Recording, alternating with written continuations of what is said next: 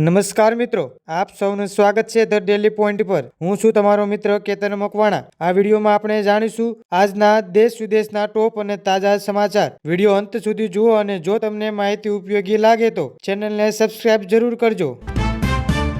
કેરળના વિવિધ જિલ્લાઓમાં ભારે વરસાદ અને ભૂસ્ખલનને કારણે પૂર જેવી પરિસ્થિતિ સર્જાઈ છે। રાહત અને બચાવ કામગીરી માટે NDRFની ટીમ તૈનાત કરવામાં આવી।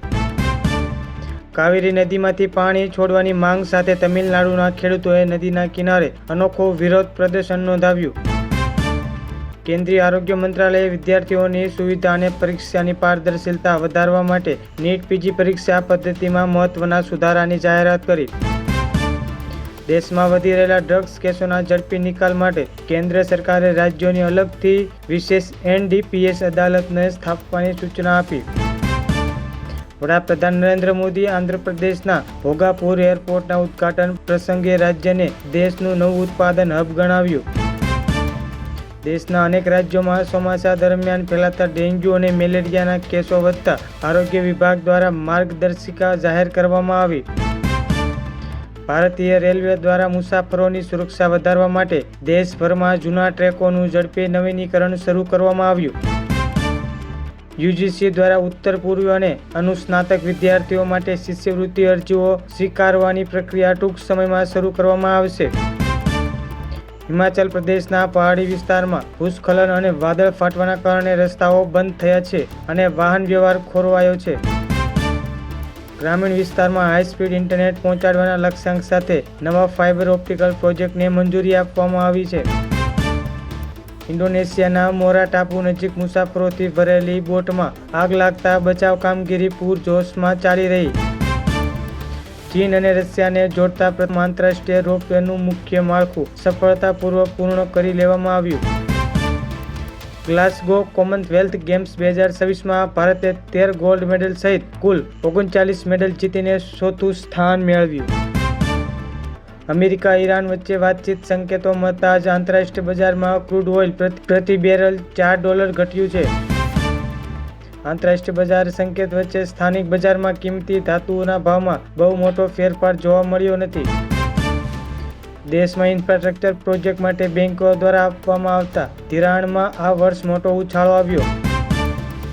મુખ્ય સ્માર્ટફોન બ્રાન્ડ્સ દ્વારા આર્ટિફિશિયલ ઇન્ટેલિજન્સ ફીચર ધરાવતા ફ્લેગશિપ ફોન માર્કેટમાં ઉતારવામાં આવ્યા। ડિજિટલ ફ્રોડ અટકાવવા માટે કેન્દ્રીય એજન્સીઓએ નાગરિકોએ બેંક પાસવર્ડ સુરક્ષા રાખવા ચેતવણી આપી। દેશના ગ્રામીણ અને અંતરિયાળ વિસ્તાર સુધી 5G સેવા પહોંચાડવાનું કામ ઝડપથી ચાલી રહ્યું છે। વધારે રેન્જ આપતી અને ઝડપથી ચાર્જ થતી નવી EV બેટરી ટેકનોલોજીનું સફળ પરીક્ષણ કરવામાં આવ્યું છે। શુક્રવારે રિલીઝ થયેલી નવી બોલિવૂડ ફિલ્મોએ વીકેન્ડ પર સારું કલેક્શન નોંધાવ્યું। 22 રાજ્યોમાં ભારે વરસાદ અને વાવાઝોડાની ચેતવણી, 70 કિલોમીટરની ઝડપે ફૂંકાશે પવન। રાજકોટની ખાનગી બાલાજી હોસ્પિટલમાં ગર્ભાશયના ઓપરેશન બાદ ડિમ્પલબેન પોબારુના મોતને લઈને તેમના પરિવારે તબીબી બેદરકારીના ગંભીર આક્ષેપો કર્યા છે।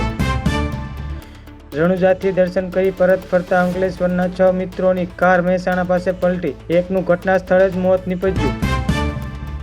અંબાલાલ પટેલની મોટી આગાહી, રાજ્યમાં 8 ઓગસ્ટથી ફરી શરૂ થશે વરસાદનો એક રાઉન્ડ।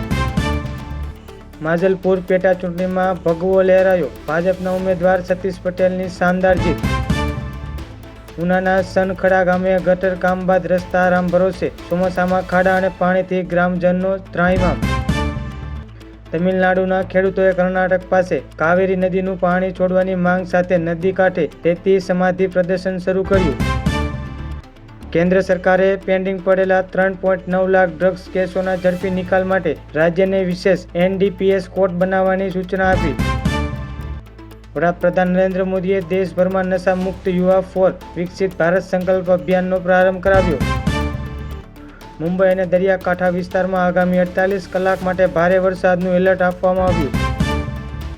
ISRના રિપોર્ટ મુજબ પશ્ચિમ અમદાવાદ થલતેજ સેટેલાઇટ વિસ્તાર સંવેદનશીલ ઝોનમાં હોવાનો ચોંકાવનારો દાવો। રામ મંદિરના દાનમાં ગડબડીના આરોપ પર વિપક્ષ સુપ્રીમ કોર્ટ પર દેખરેખ હેઠળ તપાસની માંગ કરી। હિમાલય વિસ્તારમાં ભારે વરસાદને કારણે હાઈવે બંધ થયો, હજારો પ્રવાસીઓ અટવાયા।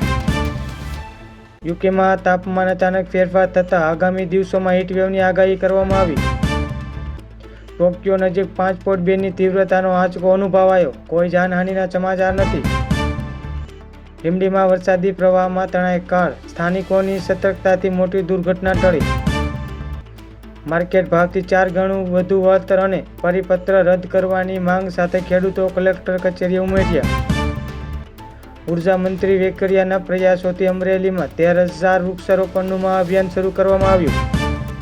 જો તમને વિડીયો ગમ્યો હોય તો લાઇક, શેર અને ચેનલને સબસ્ક્રાઇબ જરૂર કરજો, જેથી દરરોજના તાજા સમાચાર સૌપ્રથમ જોઈ શકો. ફરી મળીશું આવા જ મહત્વના સમાચાર સાથે. જય હિન્દ, જય ભારત.